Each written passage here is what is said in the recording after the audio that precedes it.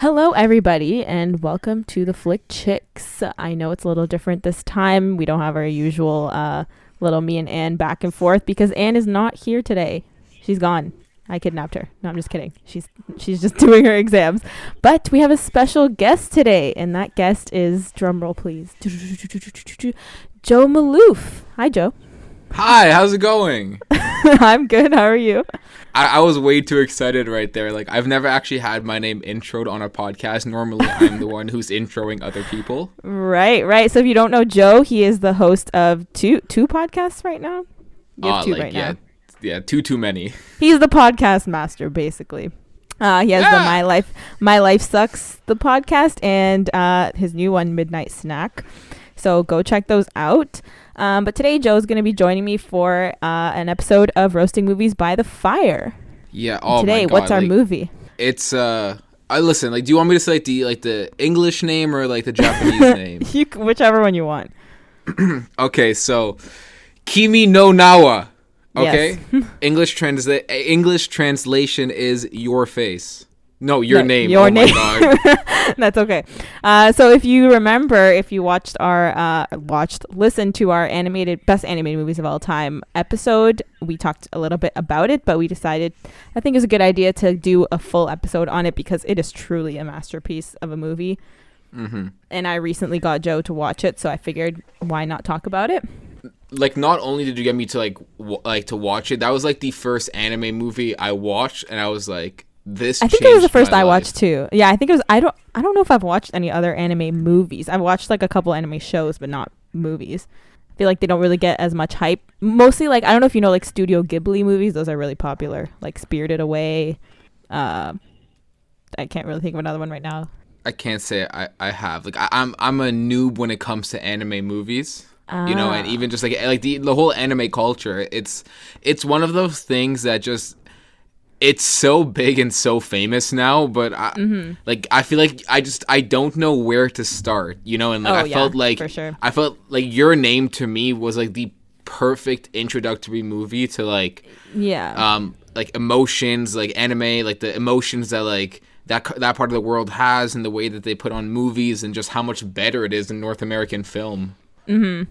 Yeah, no, I think it's. I mean, it's like I said before, it's the only one I've watched, and like it's something else. We're gonna get into it later, but so as usual, we're gonna start with a little summary of the plot, courtesy of Joe. So go ahead whenever you're ready. Okay, well, where do I begin? You know, I gotta say, it's a complicated plot.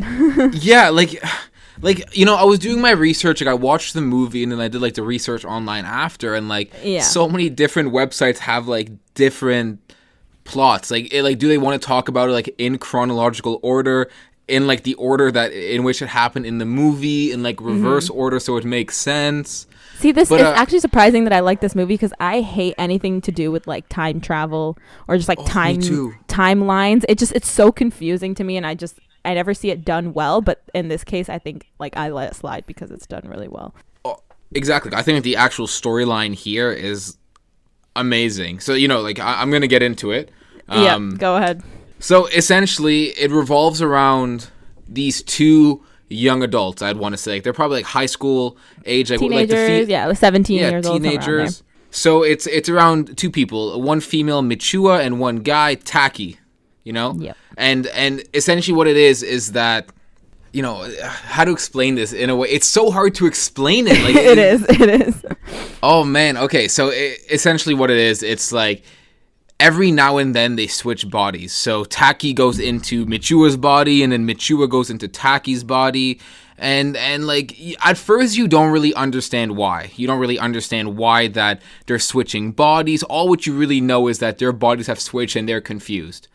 Yeah, and they live in different parts of Japan. Like, they live very different worlds. Like, in different worlds too. That would have been like a good thing for me to mention. It's like Michua, the girl, lives like in a small town called Itomori, and it's like beautiful, scenic, like definitely it's something you would like see out of a movie. Like, and then Taki lives in Tokyo, and Michua, you know, she's like kind of fed up of her life. She's like, she says like, oh, like in another life I want to live as like, you know, like a Japanese like Tokyo boy. Yeah. and her wish comes true. She ends up switching bodies, and then at first they hate each other. Like, they're confused. They're like, what the hell is going on right now? Like, you're ruining my life. But then, like, they don't remember switching the bodies either, right? So, like, when they get back to their original body, everyone's, like, confused. They're like, oh, you're normal today again, because they don't remember, the fact that they were in their body. And it's like, oh, like, yesterday, like, you were, like, throwing a fit. You were in a mood, all this stuff. Like, you're not the same person. Mm-hmm. And it was that was like a really cool plot line, just kind of seeing them change bodies, and they had no idea that they were changing bodies. So like they would they described it as kind of like dream-like. They thought they were having a weird dream. They couldn't really pinpoint what was going on, but yeah. Yeah, and then like in order for them to kind of like understand what it was that they were, like remembering, they would write down notes to the other person and be like, listen, you like, this is what you did today, this is what you have to do.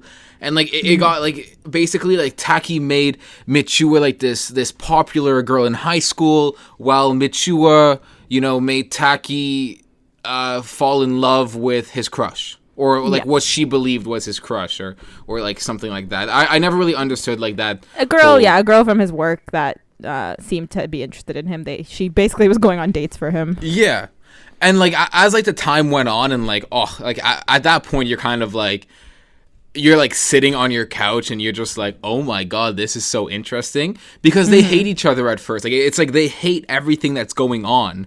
Yeah, it's like uncomfortable, I guess, because it's like you have to live somebody's life for a day, right?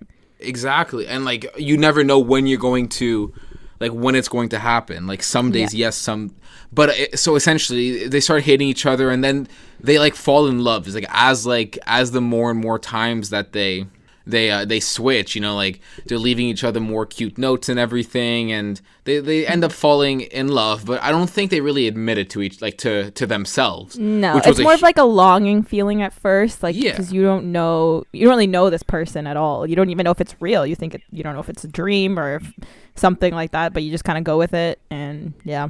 And then like essentially what happens after is that they talk about this meteorite that's like, it passes by once every 700 million years, something like that. Yeah, like it's like, like a rare comet, and he goes outside to watch it. Taki, in his own body, the male who lives in Tokyo, in his own body, he'll go outside to watch the comet, and then he realizes that like nothing really happened. Mm-hmm. So he calls Michua the next day, and all what you see is the real plot of the movie unfold. Yeah. That's like, Monica, wouldn't it be safe to say that once the meteor hits, that's when the real movie starts? Pretty much, yeah. Like, you realize what you've been watching up until this point is not what you think it is, because the whole time, I guess, in Michua's time, like in her point of view, she her life is just very like different. She's part of this very traditional ritual in her town, and they do this ritual where they create this like sake, by like spitting into like a cup or something, and then it's supposed to like ferment and whatever. And then the day that the comet's supposed to hit, there's supposed to be this big festival, so everyone kind of gathers together. And then that night, Taki tries to call her on her cell phone number, but she's not picking up. And then after that, kind of everything changes. Yeah, and then like, at that point, he's like, something is wrong. So like, there's no way that she's just gonna stop. Like, we're gonna stop communicating. Like, I think at that point he realized that like, he admitted to himself that that this was love for him. Like, he actually loved her. So him and his two high school friends. Sorry, my apologies. It was his high school friend, and then the girl that Michua had set him up with. So yeah. Well, also, it's important to note from that point on, they stop switching bodies, and he doesn't hear anything from her again. Yeah, like it's at that point, like all of his friends think that he's crazy and psychotic, and that like, it got interesting. So Taki decides that he's going to go find her, and he doesn't know what city she lives in. He doesn't know the name of it, so he sketches out what he remembers from when he was in her body. Like little like the mountains and the houses, and just huge points, like huge what are they even called? Like just like he sketches out what he remembers from this, like that, landmarks. So essentially, he goes and he drives, and every little place is like, no, like we don't know where this is. We don't know where this is. But luckily, he stops in a little like cafe shop, like a noodle bar, and with his friends, yeah, with his friends, and they show the chef, and the chef is like, yes, that's Itomori. Like 3 years ago, when the comet struck, it wiped out everyone who lived there. And like. He's like, no, like this makes no sense. So they go to Itomori, and he stands on top of the mountain where the what's it called, like the sugar cave is, like the sugar tree. Stands like on top. He stands on top of the mountain, and he looks at his phone, and every single message that Michiwa had left him on his phone just starts to disappear and disappear and disappear, and like you just. It's really sad. That's what, like, Monica, that is the point where I started bawling my eyes out. Yeah, like, and also at the same time he's starting to lose his memory a little bit. He can't, like, the memories of her starting to get really hazy, and he's starting to not even remember her name or why they came there. And they're kind of like looking, like his friends are looking at him like, are you sure you were talking to somebody from here, because like everyone's dead basically that was here. Yes. Oh my, it was just so sad. So now he's starting to think he's crazy, or he was talking to a ghost, or I don't know what. But he, like, I from what I remember from the movie, because I rewatched it again like the other day, and I just watched it this morning, so my memory's very fresh. That's why I keep adding in little points. See, like, that's the thing, is I have to watch a movie like 10-15 times, especially like a movie with this many little like sub points, in order for me to be like, yeah, like. This is it. Like, I know when you walk with your left foot instead of your right foot. Like, yeah. I need, like, but essentially is that Michiwa ends up going like to the shrine. Like before he gives up, like his friends urge him to like give up so they can go back to Tokyo, but he says like no, like, and I think he stays back alone. Yeah, so he tells them to go back to Tokyo. Without him, he's gonna just go back to the mountain one more time, because he has kind of a theory. As to how he might be able to talk to her. So yeah, exactly. You can continue there. Yeah, he goes to the shrine, and Monica mentioned earlier like the sake bottle that they have to leave for like the ritual.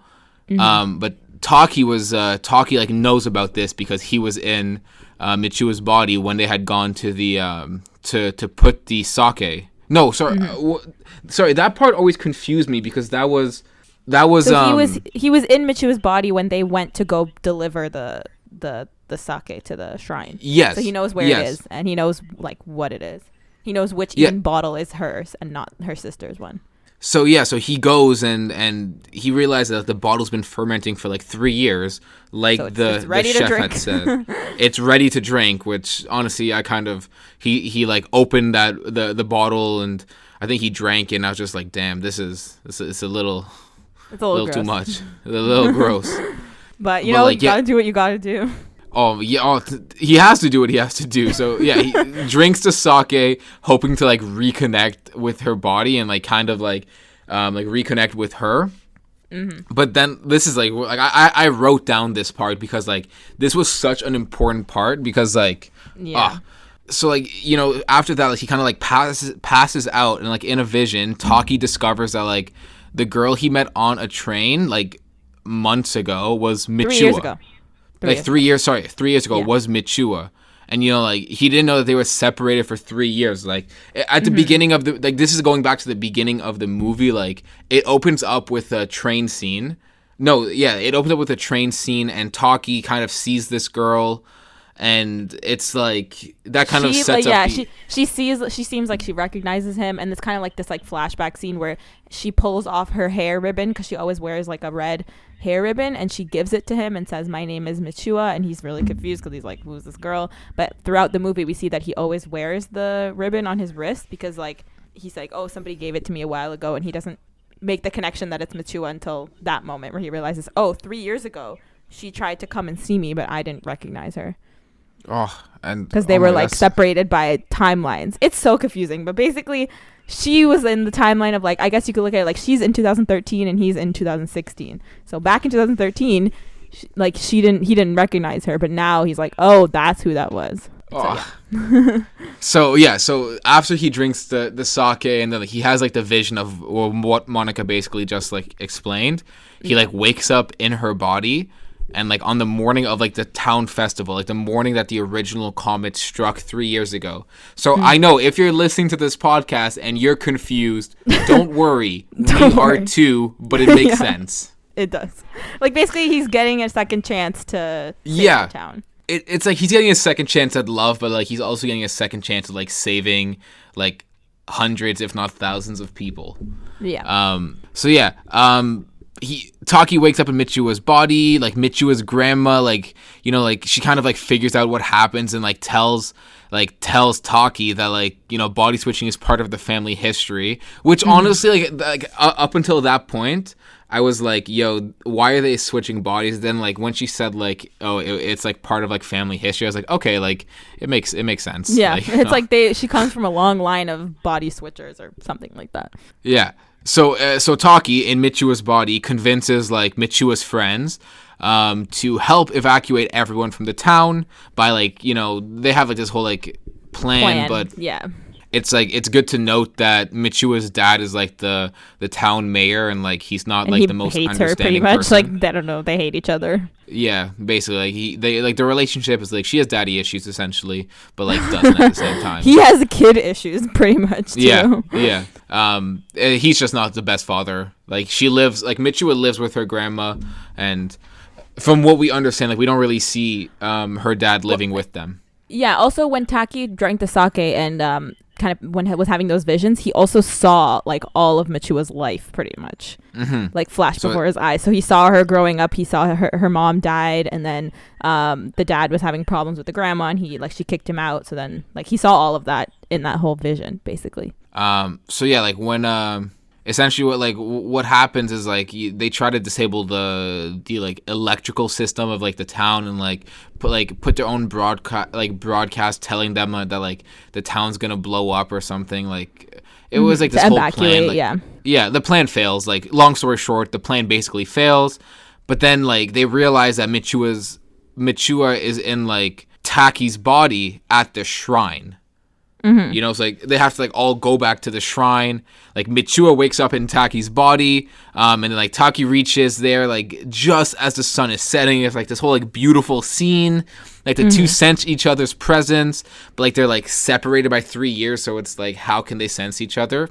Confusing, but it makes sense in the movie. Like it's like she sends her friend. Yeah, she sends her friends off to finish the rest of the plan. They're like, just do it. I'm gonna go to this mountain, and then they're on the same mountain at the same spot, but they can't see each other. But they can like kind of feel each other. But then like when like the moon falls, like when it gets like to like nighttime kind of, and like in the movie it's like referred to as like the magic hour. Yeah. They like return to like their own. So like Taki becomes Taki again. Michiwa becomes like Michiwa, and like for the first time, like that 3 year time gap like means nothing. You know, like so they're both like in this. They see each other now. They see each other. They feel each other. They know who they are, and it's like this really beautiful moment where like they know what's gonna come next. Like they know that they're gonna both wake up in different time zones and like 3 years apart. So they try to write down each other's names on their hands, but Michiwa writes down her name on Taki's hand, but as Taki is trying to write his name, vice versa. So Taki writes his name on her hand. My bad. And then it's important. It's important for later. That's why. Okay, I'm sorry. Nope, don't worry about it. So yeah, it's confusing, but Taki writes his name on Michiwa's hand, and then before Michiwa has the chance to write her name on Taki's hand, the time like ends, and then she disappears again. Yeah, so like the twilight passes, Michiwa disappears like before she can write hers, and like even before she can convince her dad to evacuate the town. Like at that point Michiwa kind of wakes up and like notices that like her memories for Taki are like fading. Like she's kind of like she wakes up back in her own body on that day. Yeah. So and like they this whole time it's like they're kind of saying like Kimi no Nawa, like what's your name? Like I'm not gonna forget your name. I'm not gonna forget your name. Beautiful, powerful moment. Like I have chills right now and goosebumps. Like it's so hard to explain. Like you have to watch it. It's hard. It's like there's so many things that go on in this movie that shouldn't make sense, but they oddly do. Yeah. And like I'm like reading from my notes right now, and I'm kind of like reading this like, huh. Like, huh. But yeah, basically, like, after that, she kind of, she has to run back down and try to convince her dad. Like, now she has kind of, like, this, now she's back in her own body, so she knows how she can go and convince her dad. So she, like, runs down, and she, like, trips and falls and, like, tumbles down the road, and she's all, like, banged up or whatever. Sorry, I'm taking over your description here, but I feel like this is really important. But she, important. She tumbles down the road, and then she, like, is frustrated because she's like struggling to remember what happened with Taki and whatever. So she's like, oh, and then she opens her hand to check like what he wrote on her hand, and instead of writing his name, he wrote "I love you" on her hand, which is so cute. It's but she can't remember his name, but she's like, I know I love him, and I know I have to do this. And now that she knows what's gonna happen, she runs down and bursts into the room with her, like, it's her dad, her grandma, and her sister. They're in like the room together, and meanwhile, like, the town is really confused. They don't know what to do. And then as she like bursts into the room, it kind of like jumps to when the comet is about to hit. And then we also see Taki 3 years before. Like, we see basically we're back in 2013. It's 3 years before. Taki's sitting at like the dinner table with his dad, watching on the news as the comet's about to hit. And then the comet hits the town. Everything explodes. Yeah, I'll let you take it over from here. But the comet hits the town. Everything explodes. We don't know what happened to Mitsuha or the family or anything. Like, we kind of just cut off at that point. Yeah, like we kind of assume that, this is at least my assumption when I was watching the movie, is that I assumed that Mitsuha was dead, like, because they don't really show her evacuating. Right? They show the whole town blowing up right after she bursts into her dad's office. Yeah. So pretty much. And I thought that's when the movie was going to end. Like, I was like, damn, like, this would kind of, like, as cynical as it was, like, I thought that would be like the perfect ending, just because, like, but it wasn't. The ending was even better. So like we fast forward to like 8 years. So like 8 years after Mitsuha's timeline. So it's like technically 5 years later. It's 5 years after Taki like visited Itomori.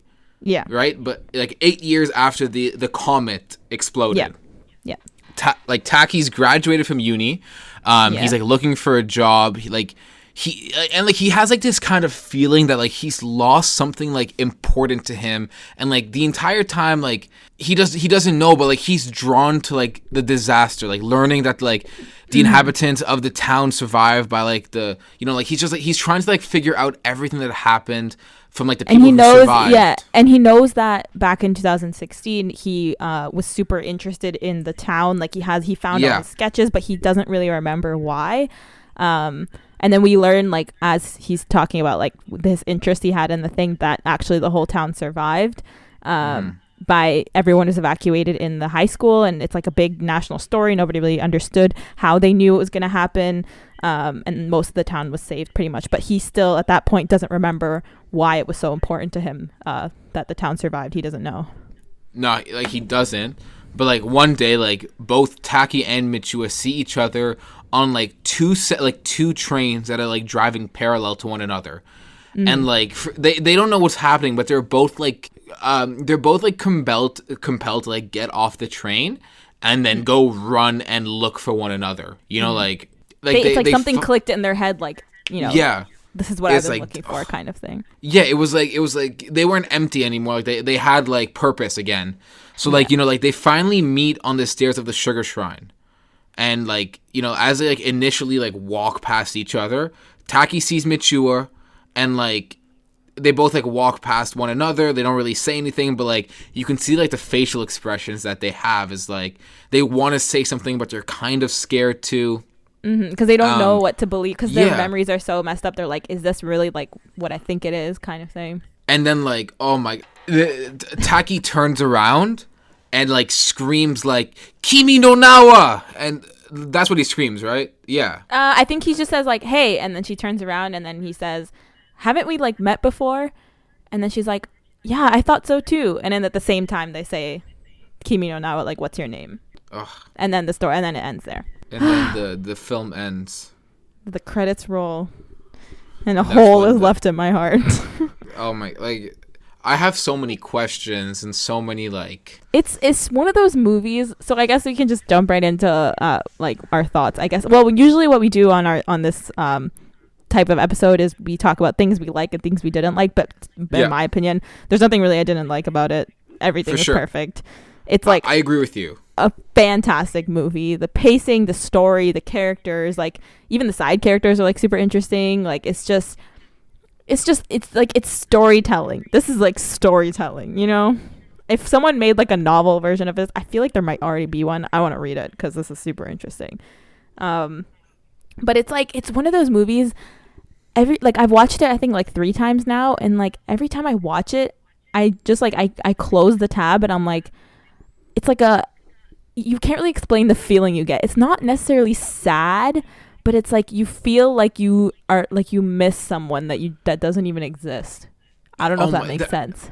No, but that's exactly like the emotions I get. It's a look back at, like, I've watched this movie like 3 times already. And every time the movie ends, I like sit back in bed and I like look up at my ceiling and I'm like, that was fulfilling. Like, yeah, and it's like, it's fulfilling, but then you also have this like weird emptiness in you where you're like, what? For like sure. what's happening? Like it's a feeling you can't really describe, and it's just so like, people that I've talked to that have watched this movie too say the same thing. It's like you just have this like feeling in your chest where you're like, wow, like what just happened? It's like you need time to recover. It's not even time to recover. It's like you need time to go and like this is one of those movies. I don't know if this is like the same thing for you, Monica, but for me, it was one of those movies where the second that I finished watching it the first time, I had to go and like do like some Google research on like little intricacies that like I didn't understand, or that like I needed more for sure. Like I didn't catch the whole gist of the story the first time. I had to like look up a description of it to be like, oh, that's what was happening. Can I just say like one thing I didn't like about the movie? And this is like just me being a picky person. Oh, this is what the show is for. Oof. I would have just liked if they gave like a little bit more backstory on their lives. You know, like I felt like we kind of we got to both Michiwa and Taki, and we were kind of supposed to know who they were. You know, like I think we got more backstory for Michiwa than we did for Taki. Like I would have liked to know a little bit more about Taki and what's his role in all of this. Because we was he just some random kid from Tokyo, like, you know? Exactly. Like I want to know though, because we knew that Michiwa wanted to be like a you know, like a she's like, oh, in my next life, Tokyo. Yeah, I want to be a handsome boy in Tokyo. That's what she said, and like she really wanted to go to Tokyo. But correct me if I'm wrong. I don't think that Taki said anything of this sort. Like he wants to be, you know, like this beautiful girl from a small town. Yeah, no, they didn't really specify basically what was his kind of purpose. So yeah, I get where you're coming from. That makes sense. I wish we had learned a little bit more about Taki. And like I was reading up, and I was wondering like, would there be a sequel for this movie? Because like I don't think I would want one. See, the only reason, Monica, why I'd want a sequel is because I want to know where their love story lasts. Because like I want to also know, because I actually wouldn't be opposed to if there was a sequel and they weren't in love anymore. The reason being is because like they know each other because like they keep switching bodies, and it was kind of like this cool thing, and they didn't really know what was going on.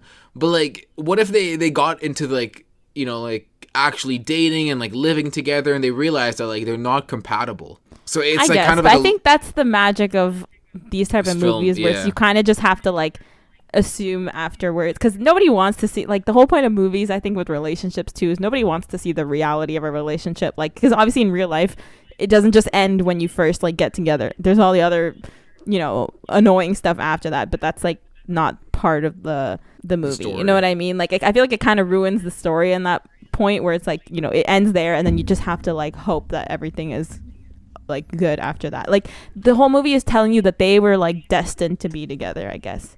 You know what I mean? Like something brought them together. So even at the end, when they both couldn't even remember each other anymore, they still ended up at that moment. Like, cause she eventually, we assume, like she moved to Tokyo, and then they happened to be on the train cars. They happened to be facing each other, and then they happened to actually find each other in the middle of the street after. So it's like, you just have to assume that they were just destined to be together. And then anything after that, it's like, you just can't overthink it anymore. Like, oh, what if they get into fights and stuff like that? Well, it doesn't matter. They're destined to be together. Overthinking is like, it's a part of film though. Like listen. I guess. But I just think if there was a sequel, it would kind of ruin it for me.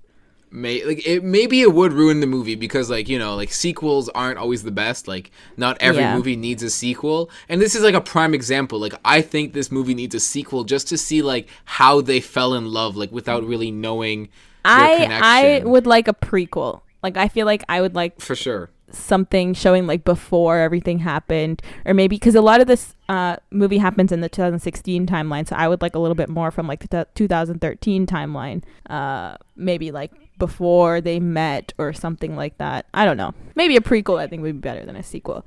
Can I just say that I absolutely loved, and this is just it was funny to me when like Taki and Mitsuo first like switched bodies, and like we were aware of what was going on, that they were switching bodies, and like they both kind of like looked at their like the opposite sex as like private areas. Yeah, I just thought that was funny because Taki would always like grab her boobs and then like whatever grabbed down there. I don't know what word I'm allowed to use on here, but cucumber. Yeah, that was funny. Anyways, yeah, that was funny. Like it's just seeing them, and I like how they did it because first they showed like the movie starts out and you first see Mitsuo wake up the day after Taki was in her body.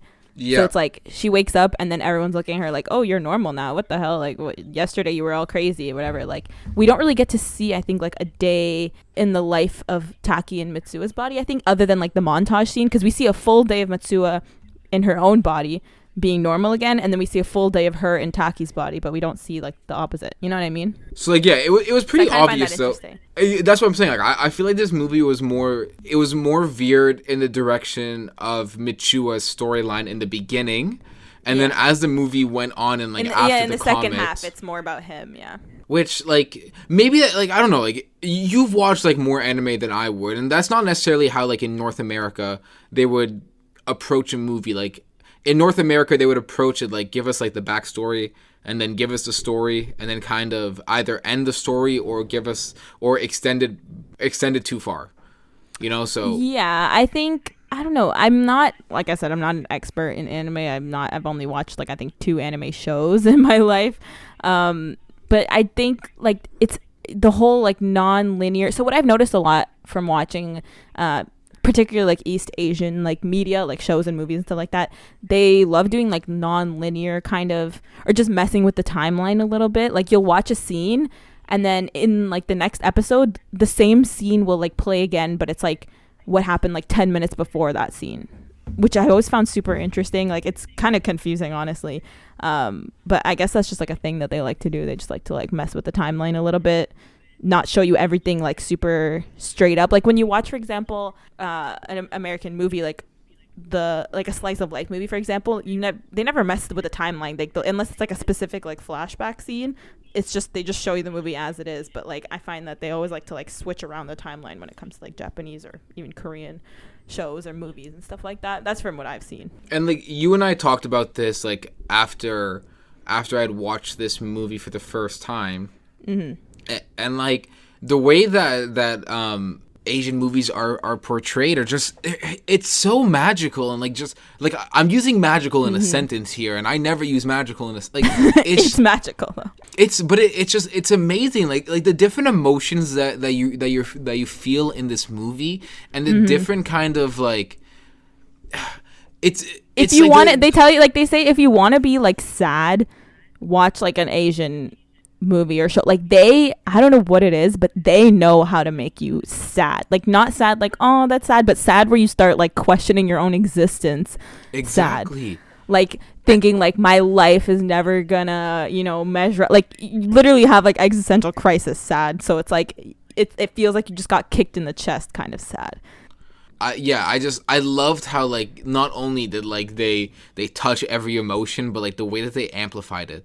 Like the way that and it's literally like the feeling of like longing and like that feeling you get when you really miss someone encapsulated into a movie. I don't know how they did that, but they did somehow. But like I think it's safe to say that you and I, there's nothing wrong with this movie. Like even though if I nothing inherently wrong. I think anyone would like it. Like I said, I've never watched this is the first like anything anime I'd ever watched, and it's like even if you don't never watch anime, it's just a movie. The only thing I would say that's like connects it to other like typical like anime shows is like the animation style, obviously, the fact B that it's in Japanese, and C that it starts with like a theme song, which I found really funny. Like you think you're watching an anime show, like there's that little theme song at the beginning. But other than that, it's just a really amazing movie. And also, like, I just want to mention the visuals too. Props to all the people that animated this movie, like who did the drawings and stuff like that. Like the visuals are beautiful, like just like amazing to look at too. The movie was like, the actual visuals were unreal, and I loved every like it's like, listen, the extent of my anime before like this movie was Pokemon, and I like that's not even like really considered anime. It's just like a Japanese cartoon that's dubbed to English. But man, like the visuals are just amazing. Like I just think everyone should watch this movie. I recommended it to one time, like on my Instagram account. I just said like everyone needs to just watch this movie. It's like you just if you want to just feel something, if you want to feel like emotions, like I don't know, I feel like sometimes I kind of like my mind just goes numb sometimes, and I'm like, what is happiness, what is sadness, whatever. This is just a good way to just feel emotions again. You know, this might sound super depressing, but like it just makes me feel something. You know, it's just what a great movie. It's like, it's fantastic. And this goes to anybody who's like still listening at this point. If Monica tells you to watch a movie, watch the movie. Like I go hard for only certain movies, and this is one of the movies I will go hard for. Like I will force people to watch this. Very few that I'll do that for, but yes, watch it. And like I will be, the second that this podcast comes out, I'm gonna be like amplifying to like everyone to watch like the movie. It's just so good. Like also like we couldn't even do it justice by explaining it. I feel like even if you already know the story, like obviously this morning I watched it, I already knew the whole story, I already knew what's gonna happen, and I still felt the exact same way I felt when I first watched it, because it's like you just have to see it. Anyways, so Joe, if you had to give this movie a letter grade, what would you give it? A+. There's no question. Like honestly, I don't know if we've ever given an A+ on Roasting Movies by the Fire before, but if any movie deserves it, I think it's gonna be this one. Maybe I gave an A+ to Parasite. I'm not sure though. Oh, Parasite. But I'll give an A+ to this too. If you're gonna give an A+, to me, Parasite is still better than this movie. Like, really? I think I think it's just different. You're right. Yeah. It's different, but it goes back to like what we talked about, like the different emotions that you're able to see. Like, well, if you've ever watched Parasite, if you ever watched Parasite 2, it's kind of similar in a sense where it's like you get such like mixed feelings after watching. Like I also, this is funny, I actually just yesterday finished watching a Korean TV show, and like they never end on like a super happy note or super sad. Like it's always mixed feelings at the end. They just never want anyone to just be like a super happy ending. It's always like so conflicting at the end, which I find is like super common with these types of shows. And it's like it's pretty similar with Parasite and with Kimi no Na wa, because it's like it's not a happy ending, but it's not a sad one either, you know? It's just you're right. And you said it perfectly. Like from let's say like just Parasite and oh my god, Kimi no Na wa, it's like the endings, you're right, it's not like the typical happy ending, but you get like a sense of joy hope at the end. Yeah, it's like kind of like hope, but also a little bit of sadness and a little bit of just everything mixed together. You're both like, you're warm and cold inside at the same time. It's like you're conflicted as to what you should feel, but at the same time it's like no matter what you feel, it's justified. Yeah, exactly. That's just really like that's what I'm saying with these type of like I'm not trying to like group together and say, oh, like Japanese Korean, that's the same thing. It's definitely not the same thing, but there's definitely, I think it's part of like it's a cultural difference. In Western movies, we like to feel like fulfilled at the end of a movie. We like to feel like everything's rounded out. You know, whenever a movie has a very ambiguous ending, it's like very notorious, but you can't do that with every movie here. I think like people just want a happy ending a lot of the time. But when it comes to like East Asian, you know, media and stuff like that, I think the reason it like hurts so much, I guess, is because it's so realistic. I mean, in life, not everything's a super happy ending. Not everything rounds out perfectly. It's always like mixed emotions at the end, right? So it kind of makes you like look into yourself and be like, whoa, this is like real life. I couldn't have said it better myself. All right, so I guess that was our review for Kimi no Na wa, also known as Your Name. If this episode hasn't persuaded you to watch it, I hope something at some point persuades you to watch it, because it's just a fantastic movie overall and everyone should watch it. Yes, I concur. So you know the drill. Follow us on Instagram at flickchickspod. Subscribe, give us a good review, and thank you, Joe, for joining me for this week. I know Anne was really sad because she wanted to be part of this review, but I just figured since me and Joe just had like we literally, I told him to watch it, and then we just had like a super long conversation about it after. So I'm like, I feel like we could make a good episode about this. So thank you again for joining me. No, thank you so much for having me. It's a huge fan of this podcast, and Joe is our number one supporter. Amen. Let's go. Let's go. So yeah, we'll catch you next week, and we'll be back next week for another episode. We don't know what that is yet, but you'll find out. So yeah, I guess we'll see you next time. Bye. Bye.